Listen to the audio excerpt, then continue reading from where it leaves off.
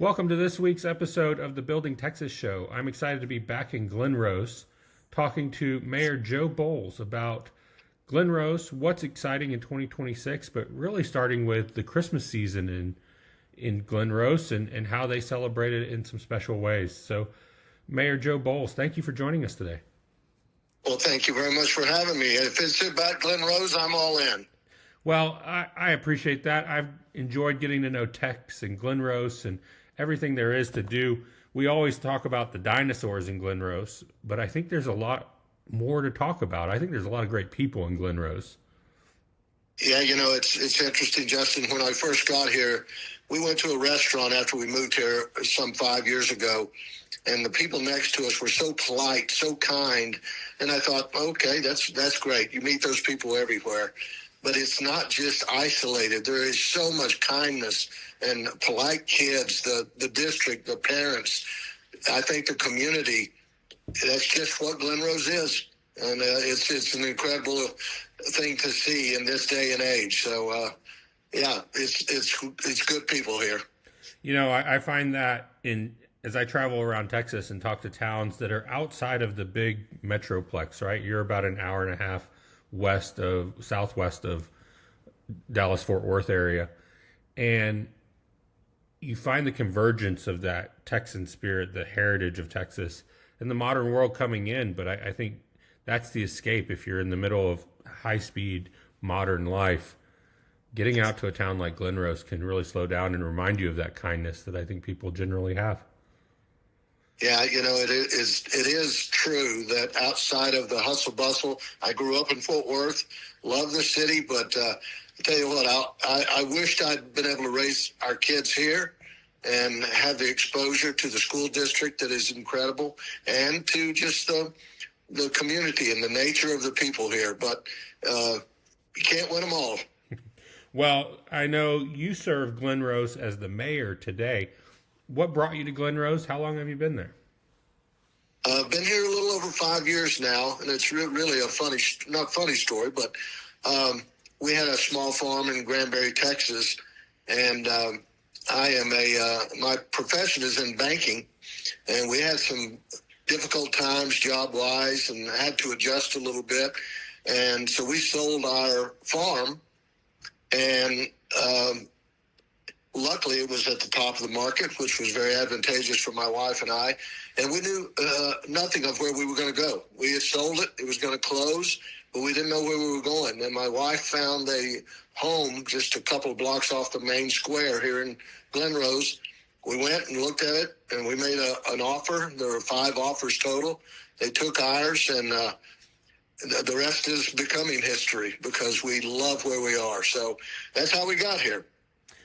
And what inspired you to become mayor? Because, I mean, that's a big responsibility in the modern world where it is 100% visible.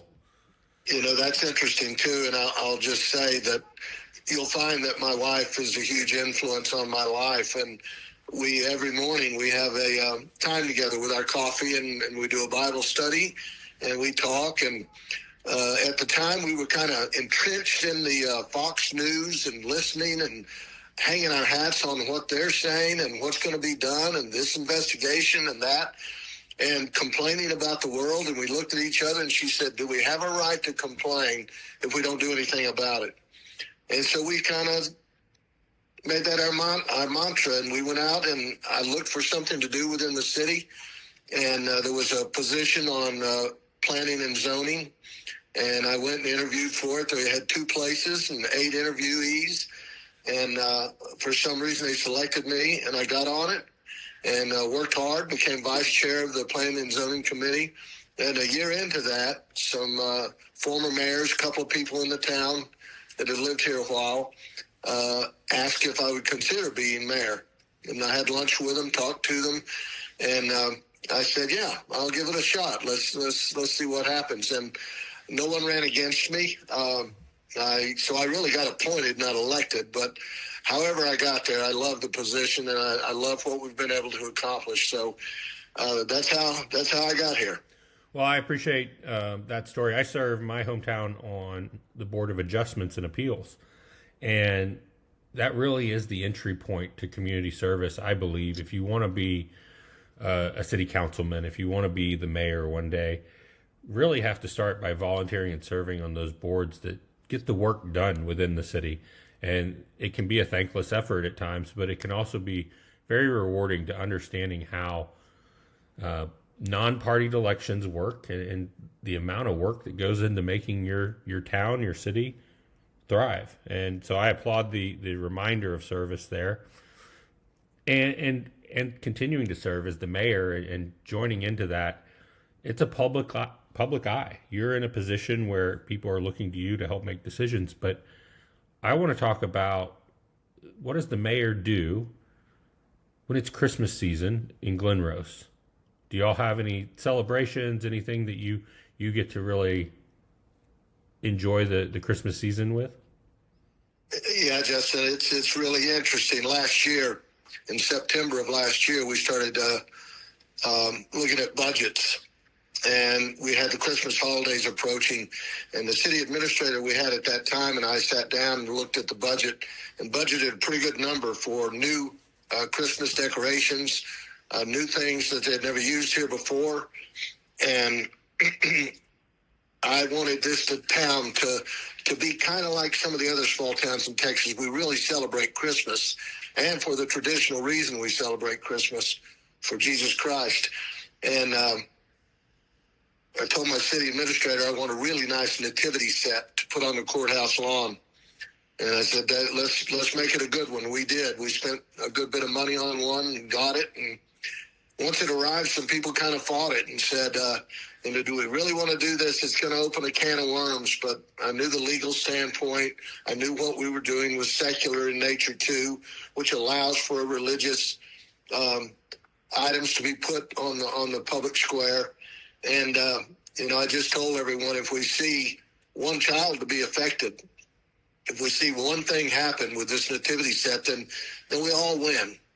And a quick story, I know this is going to ramble a little bit, but my wife and I were taking the PA system down where the church choir that volunteers during the days on the weekends to sing a different church each week, we had to go take the PA system down, which is the mayor's job here in Glen Rose.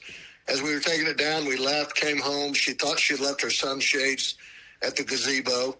I went down. There were no sunshades, but I had rushed down, and as I was walking out, I looked over at our nativity set. It was dark, and it's lit up, and there was a little young girl, 3 or 4 years old, that was sitting next to the baby Jesus, and talking to baby Jesus. And I thought to myself, we win. And so that's the start of it. And that's my story that I've probably offered too much. But we wanted to have a town where people could come from the big cities and the crowds. And unfortunately, we attracted a pretty good crowd last year, but it was great. It's a hometown. We have a local couple that volunteer to be Santa and Mrs. Claus, because years ago their daughter had cancer and the community stepped up and assisted them in so many ways. Well, they will not allow us to pay them. So the neighbor's family every year donates their time on the weekends and for the Christmas parade to serve as Santa and Mrs. Claus. Those are the things. And we have decorations. We have a tree lighting. We have choirs. We have a traditional Christmas in a small town with a small town feel where we're not afraid to say Merry Christmas. We will not have a Happy Holidays parade or a Merry and Bright parade here. We will have a Christmas parade as long as I'm mayor, and that's another year and a half, so I've got this year and one more to go.